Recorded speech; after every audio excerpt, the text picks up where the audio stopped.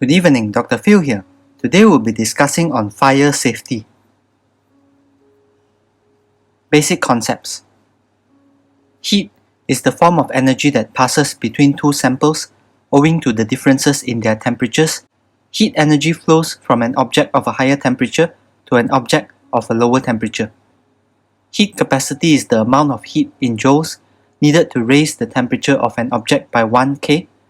Specific heat capacity is the amount of heat in joules needed to raise the temperature of 1 kg for a specific object by 1 Kelvin. Temperature. Definition of temperature. A measure of the mean kinetic energy of the molecules of a substance. When heat is supplied to an object, the mean kinetic energy of its molecules increases and its temperature increases. When heat is removed from an object, the mean kinetic energy of its molecules decreases and its temperature decreases. Temperature can also be defined as the property of matter that determines in which direction heat energy will flow when an object is in contact with another of a different temperature. Kelvin. The old definition for 1 Kelvin is 1 divided by 273.16 of the thermodynamic triple point of water. Triple point refers to the temperature and pressure at which all three phases of a substance, solid, liquid, and gas, are in equilibrium, and the triple point of water occurs at 0.01 degrees Celsius and 611.73 Pa. The new definition for Kelvin, the 2018 General Conference on Weights and Measures decided that effective from May 20th, 2019, 1 Kelvin would be defined such that the Boltzmann constant would be equal to 1.380649 times 10 to the power of negative 23 joule per Kelvin. A change in temperature of 1 Kelvin is equal in magnitude to that of 1 degree Celsius. Celsius, also known as degree centigrade, is a common measure of temperature in which a change in temperature of 1 degree Celsius is equal in magnitude to that of 1 Kelvin, and negative 273.15 degrees Celsius equals 0 Kelvin. Fire is a process in which substances combine chemically with oxygen from the air and typically giving out bright light, heat, and smoke. The risk for fires to occur in the operation theatre is as great or greater than the days when flammable anesthetic agents were used, such as ether and cyclopropane. Three components are necessary for a fire to start: the oxidizer, heat, and fuel. Heat or ignition source can be from diathermy, lasers, or ends of fiber optic light cords, etc. Oxidizer refers to air, oxygen, or nitrous oxide. In oxygen-enriched atmospheres, a fuel will ignite at lower temperature, fires will burn more vigorously and spread faster. All materials burn in the presence of an oxygen-enriched atmosphere. The higher the concentration of oxygen, the more readily materials could be set on fire.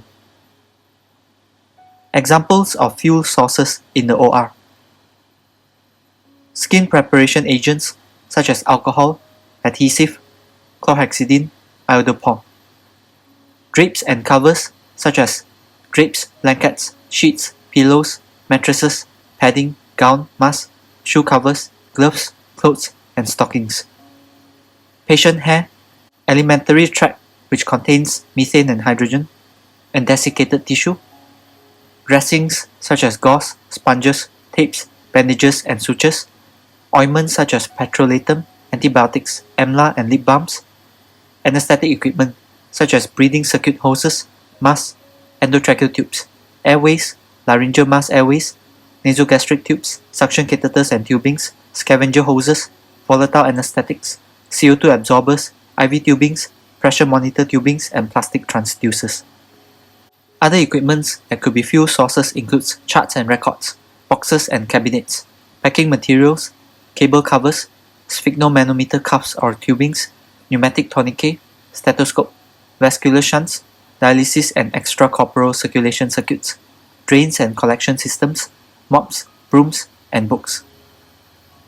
Consequences of a fire in the operation theatre can result in severe burns, smoke inhalation, and intoxication by toxicants such as carbon monoxide, ammonia, hydrogen chloride and cyanide, airway injury, asphyxia, death and damage to hospital assets.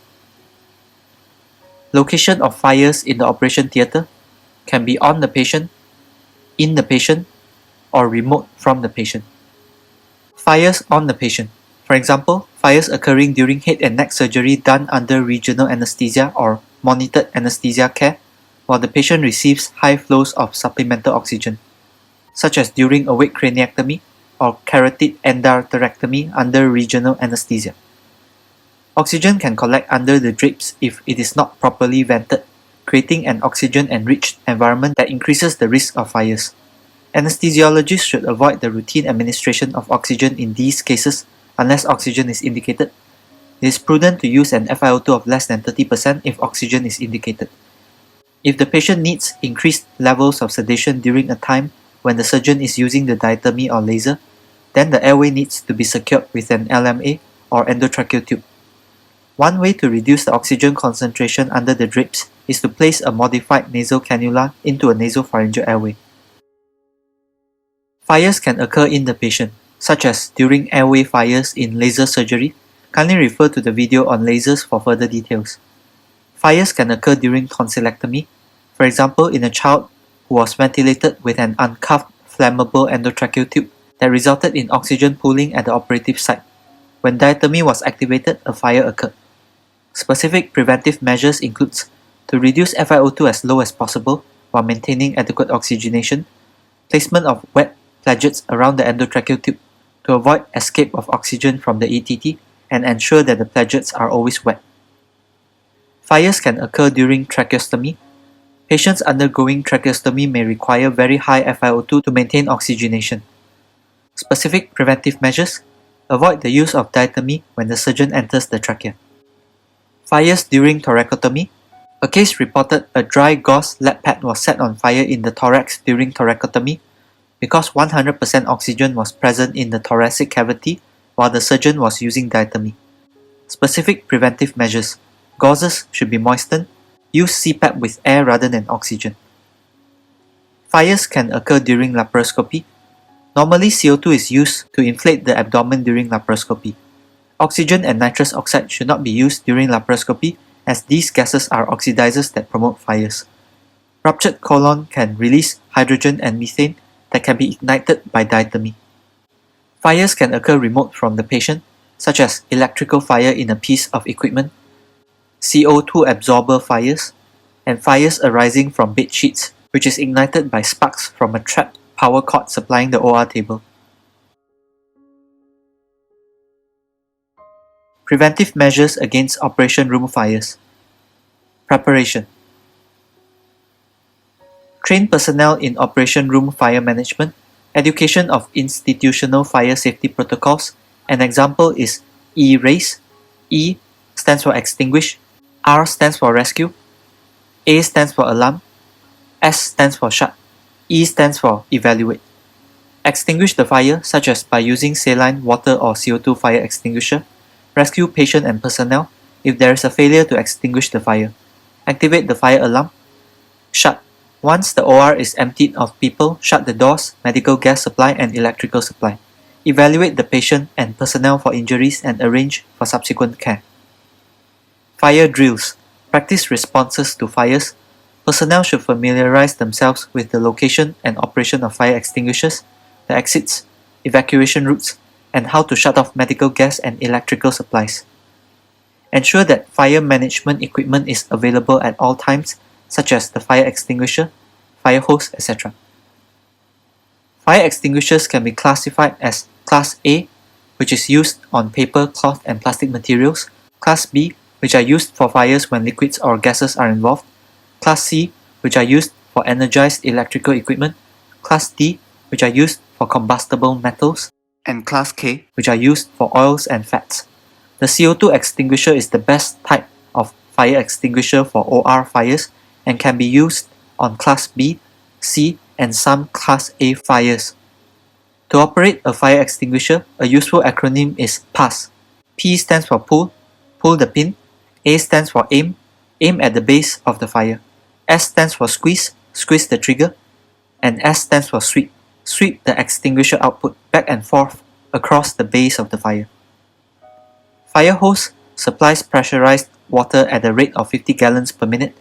This is best left for the fire department to use. Identify if a high-risk situation exists. Risk factors for OR fires includes presence of open delivery of oxygen or oxygen-enriched environment, an ignition or heat source such as diathermy or lasers, surgery in the head, neck or upper chest area, and usage of an alcohol prep solution. If 3 or more of the above risk factors are present, then a high fire risk situation exists. The team should decide on how to prevent or manage a fire. Each person should be assigned a specific task, such as removal of endotracheal tube, disconnection of breathing circuit, obtaining fire extinguishers, etc. Prevention of OR fires. To avoid fires, all 3 elements of the fire triad should not come together, which are heat or ignition source, oxidizer, and fuel. General recommendations. Flammable skin preparations should be allowed to dry completely prior to draping. Alcohol puddles and vapors are extremely flammable. It takes at least 3 minutes for flammable skin preparations to dry from the skin with scarce body hair. It can take up to 60 minutes for flammable skin preparations to dry from skin with dense body hair.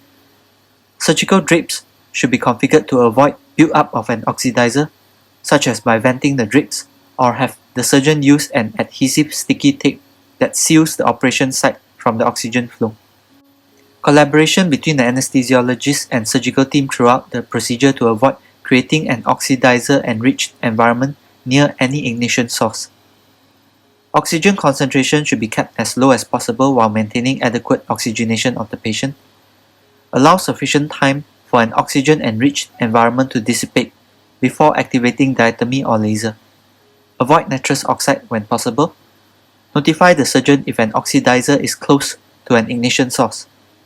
Gauzes and sponges that are near an ignition source should be moistened. Bipolar diathermy is preferable to monopolar diathermy. Avoid the use of desiccated soda lime or bara lime with sevoflurane. Sevoflurane and desiccated CO2 absorbers can undergo exothermic chemical reactions that have been implicated in OR fires. Monitoring of the temperature of the CO2 absorber and the inspired concentration of sevoflurane can help to detect thermal injury early. Use a CO2 absorbent that does not contain a strong alkali such as Amsorb.